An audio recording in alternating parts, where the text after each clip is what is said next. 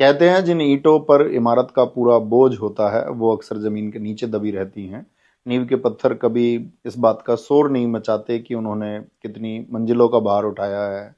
वो बस अपनी बनाई हुई इमारत को देखकर भीतर ही भीतर मुस्कुराते हैं।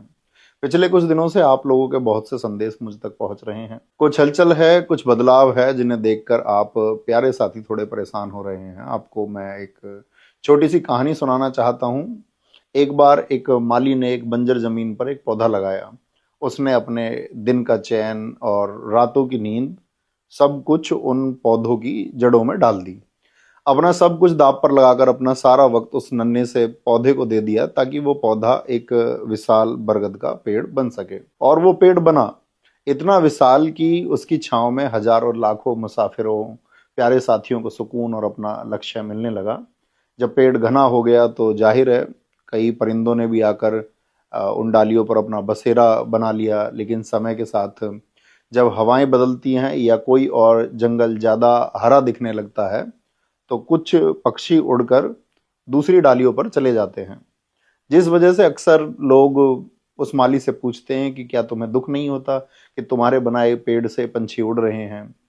ऐसी बात को सुनकर माली बस मुस्कुराता है, क्योंकि उसने वो पेड़ परिंदों को बांधने के लिए नहीं बल्कि मुसाफिरों को छांव देने के लिए लगाया था। उड़ने वाले परिंदों का सफर वहीं तक था, क्योंकि ऐसे पंक्षियों की फितरत ही ऐसी होती है कि वे जिस पेड़ की छांव में पले बढ़े होते हैं उनके महत्व को नहीं समझते। लेकिन वो जड़ें आज भी उस माली के पसीने को पहचानती हैं। इसलिए मेरे प्यारे साथियों, आप मुसाफिर हैं। आपको अपनी सफलता के मंजिल तक पहुंचना है। कौन सी डाल से कौन सा पत्ता टूट रहा है, कौन सा पंछी उड़कर किस पेड़ पर जा बैठा है, इसमें अपना कीमती वक्त जाया मत कीजिए। मैं आज उस मंच के माध्यम से आप तक नहीं पहुंच पा रहा हूं, क्योंकि अब मेरी राहें आपके हकों की एक बड़ी लड़ाई की तरफ मुड़ गई हैं। लेकिन मैं वापस आऊंगा, क्योंकि जिस आंगन को अपने हाथों से बुहारा है उसकी फिक्र हमेशा रहती है। आप बस अपने लक्ष्य पर ध्यान दीजिए। और चलते चलते चंद लाइनें आप सबके लिए छोड़कर जा रहा हूं, जरा गौर से सुनिएगा। मैंने तो एक छांव चुनी थी धूप में तपते पैरों के लिए, वो दरख्त लगाया था मैंने बस आने जाने वालों के लिए।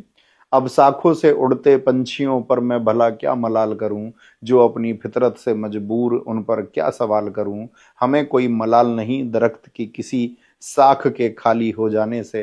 हमारी फिक्र तो बस इतनी है कि कोई मुसाफिर, कोई प्यारा साथी ना भटके अपने ठिकाने से।